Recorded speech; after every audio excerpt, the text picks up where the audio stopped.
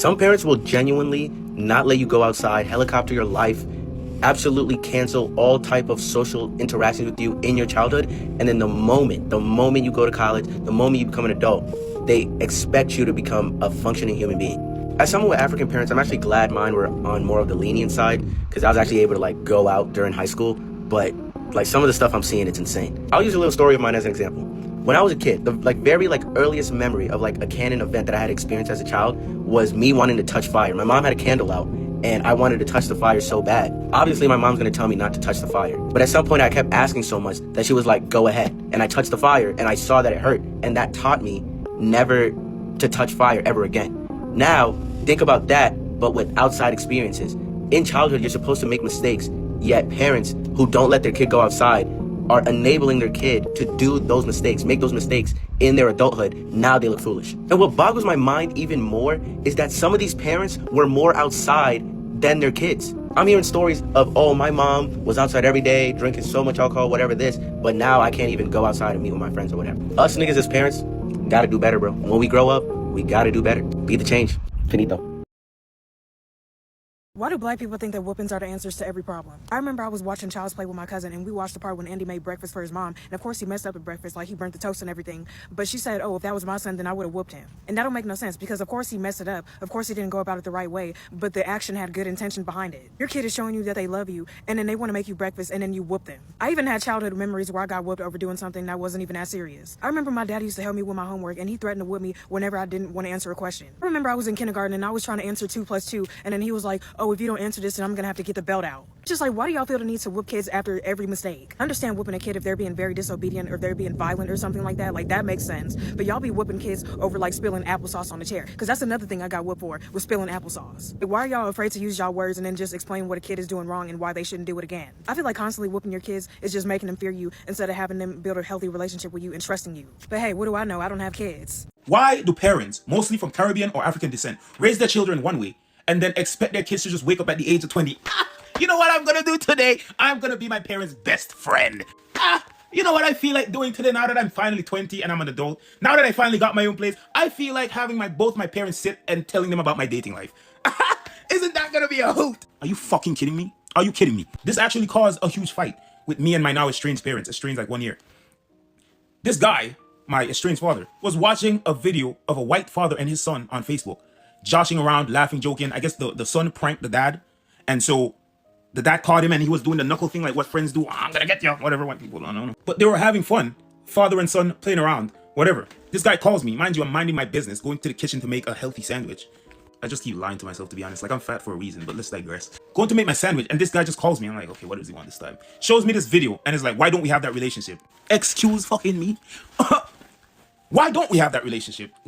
Should I hold a mirror so you can look and ask yourself that question? Why don't we have that relationship? Have you ever created a space where I can express myself freely without being judged or being ridiculed or being reprimanded? Have you ever created a space where I can make a joke at your expense? Have you ever created a space where the only thing you ever wanted to see from me was respect and honor? You didn't want to see comfort. You didn't want to see communication. You didn't want to see openness. All you wanted was respect and honor. That's all. So you built this formal ass relationship with your kids. They can't joke about you. They can't even call you big head jokingly and laugh.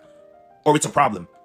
They can't talk about you in any negative way, even if it's just joking around. And you can crack jokes on them all your life, which is basically bullying because they can't even make a joke back to you.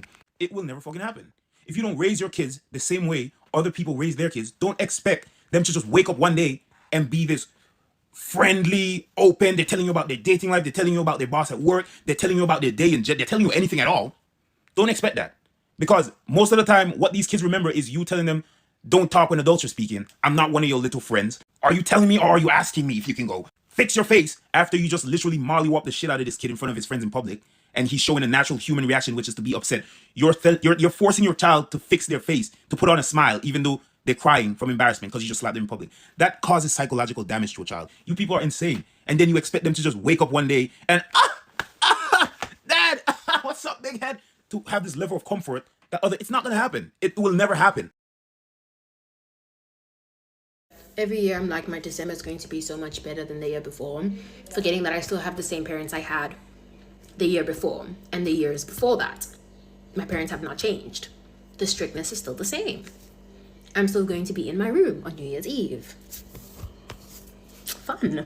Having strict parents has to be one of the most life-sucking experiences ever. Like, they swear they're protecting you, but really, they're just controlling every single part of your life. You can't go out, can't hang with friends, can't do anything without a full-on investigation first. And the crazy part is, it's never about safety, it's about control. They act like letting you breathe for 5 minutes means you'll suddenly ruin your whole life. Meanwhile, everyone else your age is out actually living, making memories, doing stupid stuff they'll laugh about later. And you're stuck inside, missing everything, watching your own youth disappear while your parents think they're doing what's best for you. Then they turn around and guilt trip you for even wanting freedom, like you're ungrateful for wanting a normal teenage life. It's exhausting. And what really gets me is how those same parents end up confused when their kid grows up quiet, anxious, or scared to make decisions. Like, bro, maybe that's what happens when you raise someone in a cage. You teach them obedience, not confidence. You make them follow rules, not instincts. Then when they finally get to college or move out, they don't even know how to live because they never got the chance to learn how. Strict parents think they're raising good kids, but half the time they're just raising people who never got to experience what being young even feels like. And it's sad, because by the time you realize it, your childhood's already gone, and you can't ever get that back. If there's one thing I hate, is the term or the saying, no one owes you anything, even your parents. Or when they say your parents don't owe you anything. And your parent even says, I don't owe you anything, I don't owe you nothing. Do you know how selfish and pathetic that is for a parent to say that to a child? That is the most selfish and pathetic thing to ever say to a child. Because when Mzali, you could bring me here in this world, your actions, you could do that. You could do that whole, we all know it, and bring me here. And then Masen Figala, you can say to me, I don't owe you anything, I owe you nothing. But because of your actions, I'm here. It is so selfish, it is so pathetic.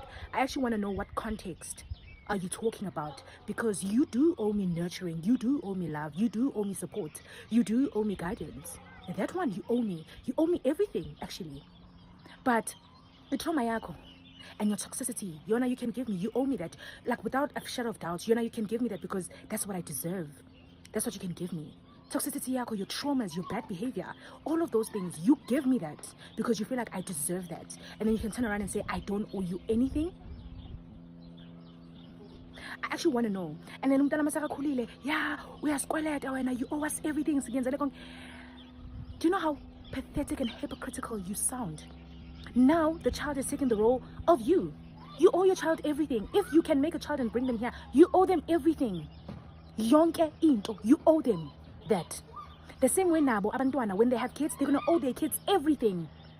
You can't say, I don't owe you anything. Do you know how pathetic that sounds as a parent to say that? It's pathetic. I am open to hearing what context are you guys saying this on, because I'm struggling to understand. Let's saying ingena gopi. You owe me intentional parenting. You owe me guidance. You owe me that. But it's toxicity yako, ne trauma yako, you dump it on me because you feel like that's what I deserve. Yona, you can give it to me any single day.